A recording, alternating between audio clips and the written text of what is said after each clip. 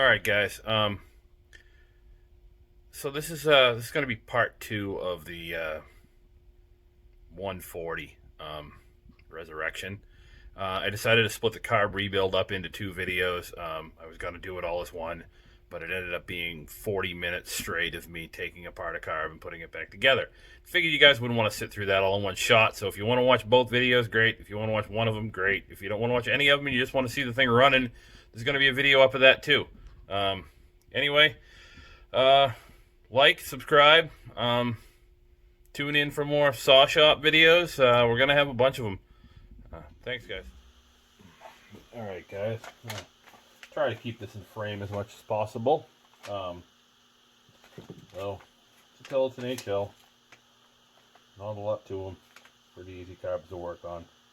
I'm a Stens dealer, so I typically just grab these kits. They are just a diaphragm and gasket set. There's no hard parts in here. But I find that 90% of the time this is all I have to replace anyways. Alright, so well, without further ado, let's dig into this thing and see what it looks like inside. Before you take all the outboard screws off of these, I like to take this center plate out. This screw can be pretty stuck in here. This kit, let's open it up and look. I don't think it comes with the gasket that goes under here, but the inlet screen for the carb is in here, so it's important to make sure that that is clean. Let's open this up and see what we got in here. Okay, we got fuel pump gasket, intake gasket, which we needed. We do have a cork gasket that might work in there. I think it will. That's good. Fuel pump gasket, fuel pump, if I can pick the stupid thing up, fuel pump diaphragm, metering gasket, metering diaphragm, intake gasket, inlet gasket. Alright, let's get this thing apart.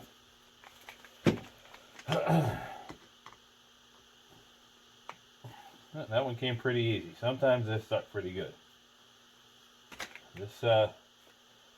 This bolt, this screw here, don't know if any of you guys can see that, but it actually has a little sealing washer on it. So you got to make sure that's intact while you leak fuel at the bottom of the carb.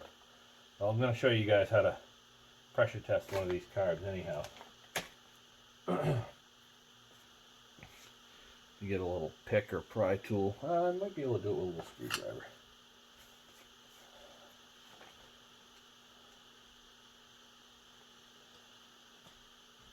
Yep, Bob's your uncle. Come on out of there.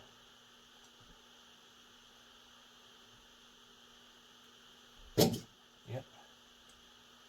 Come on. There we go. Alright, so this thing's pretty gross. Not a lot left of that old cork gasket that was in there.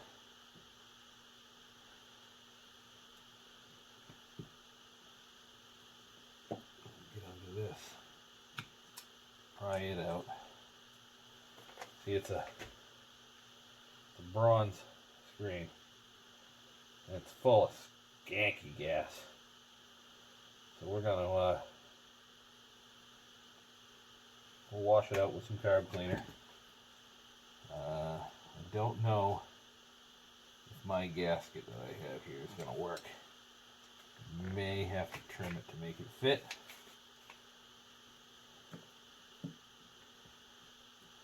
These gasket sets are made for the Tillies that have the plastic fuel turret on the bottom. A lot of these Mac ones have what Mac called a low profile fuel turret. I might get away with reusing that with a little bit of sealer. We'll see. Yeah, see the difference here? I'll have to trim this gasket to work, but it will fit in there if I trim it down a little. So we'll keep that in mind. Alright. Now on to the fun part here. Can you guys see that? Yeah, he's still in frame. Alright, here we go. Crack these screws loose. They aren't tight at all, that's good.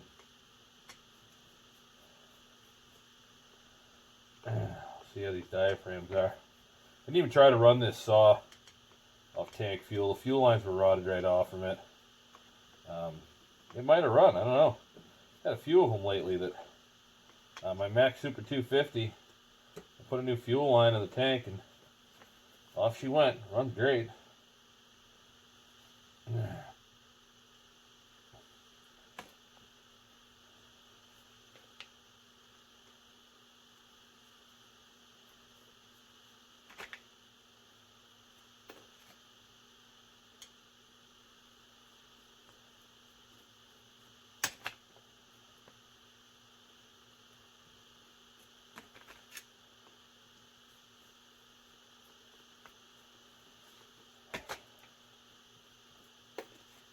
If I do end up needing to get a full rebuild kit, it's no big deal. I mean, I'm not out much. I think these kits run me like $4 or $5 a piece. I buy them 4 or 5 at a time because I have a lot of these large frame saws that use these carbs. I keep a couple in stock. I also keep the SDC kits in stock for my 10 series saws.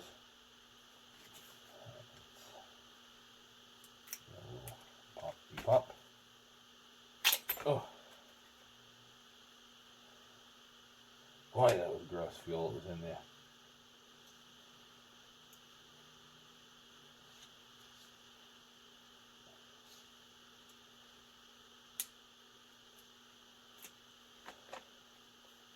Yeah, that diaphragm's hard as a rock.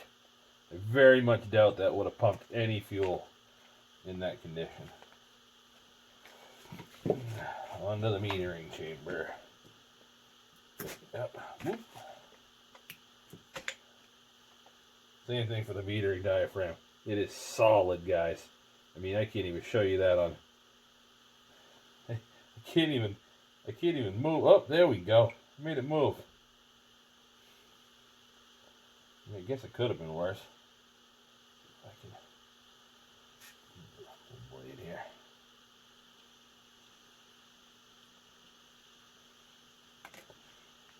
If I can peel this off of there. Yeah, it's not going to come in one piece. It's just rotten. How rotten that is, guys. It's getting on my fingers and everything.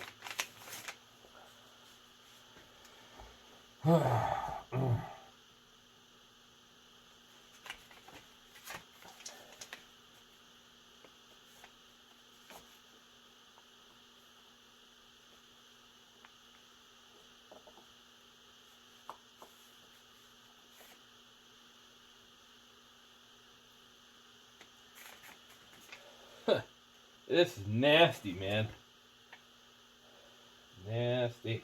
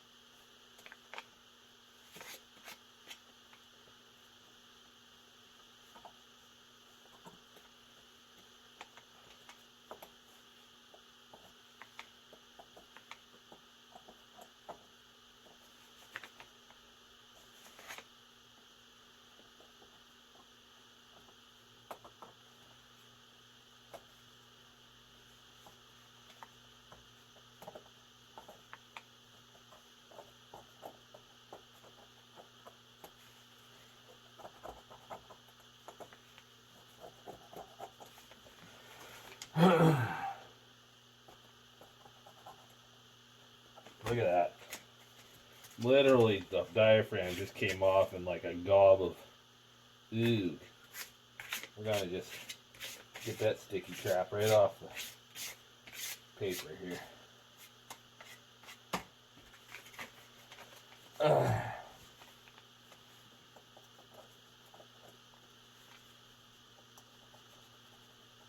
See if I got a blade that's out of shape. New blade.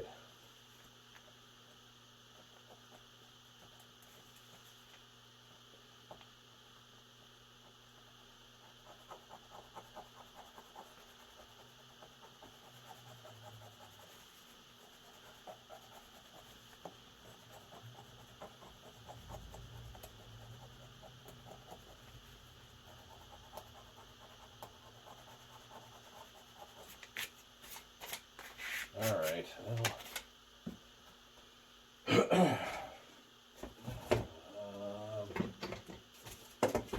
been in here moving stuff around on me again. Have a little emery cloth.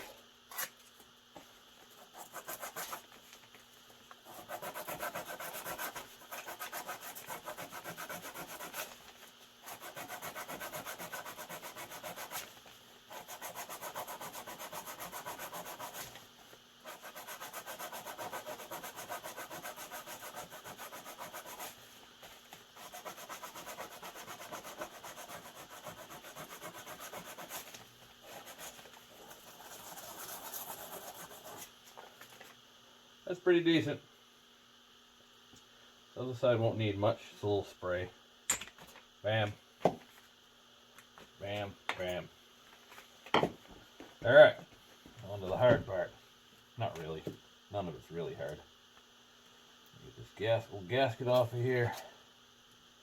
Guys, when you're assembling these carbs, really important. 90% of the carbs, if not 100% of the carbs I've ever done.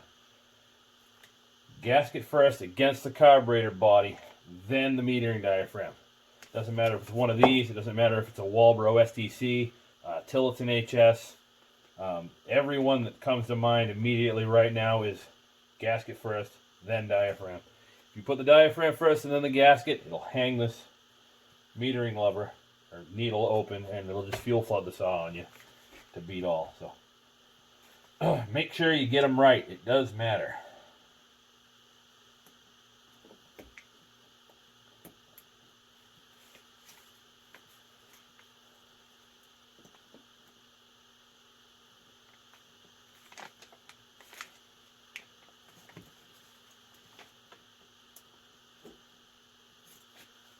Damn it, come on.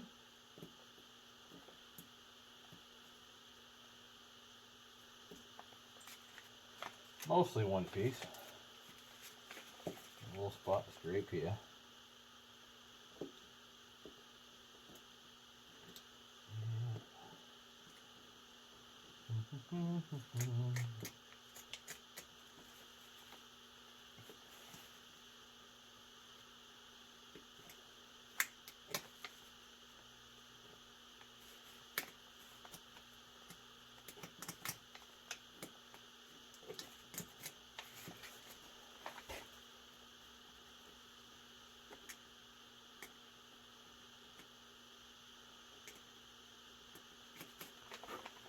All right, we're in the carb. Not messing with these Welch plugs. This carb's actually really clean, other than having some gross gas on the bottom of it and gross diaphragms. It looks pretty good. I am going to pull this metering lever out. The height looks good on these here. You want this lever flat with the carb floor. This one's a scotch high, but I like to usually have these a little higher. Some of these HLs are going to have a screw in here that holds the fulcrum lever, the fulcrum pin in place for the metering lever. These older ones, it's got a long screw that runs out here through the air horn. So this is the older style. These are actually easier. People with big old fingers like mine, you just put a thumb on here to hold it down and crack her loose and turn her out. Zoop.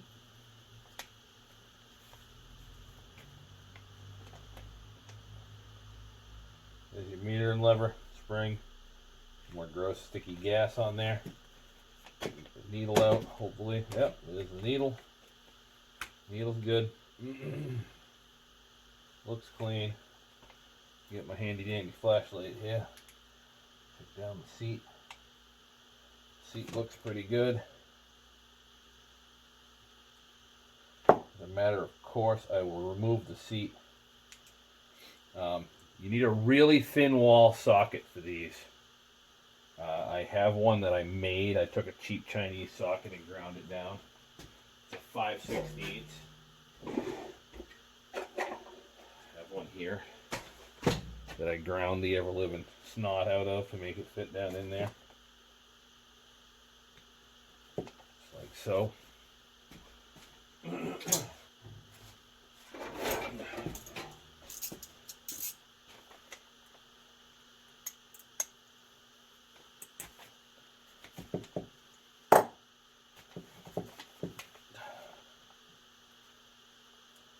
Why aren't you turning?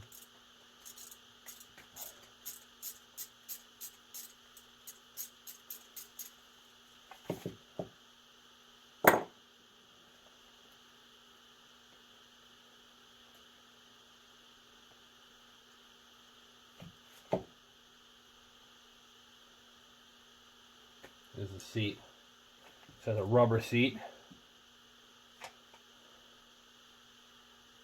Appears to be in reasonable good shape.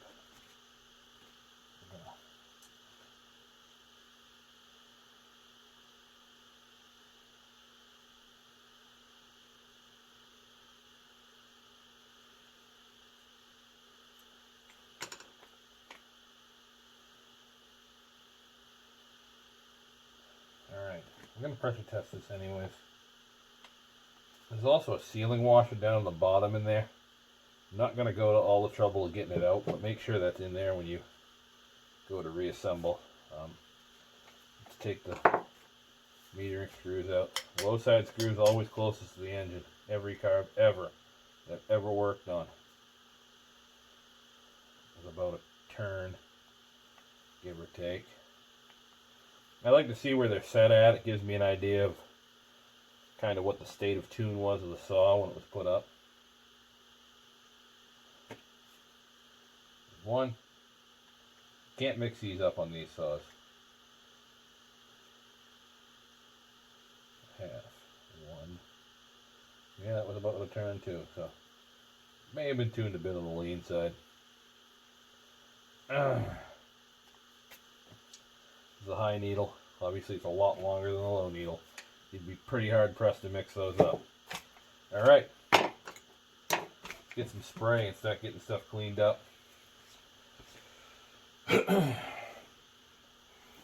got a can right here. No straw. That kid of mine.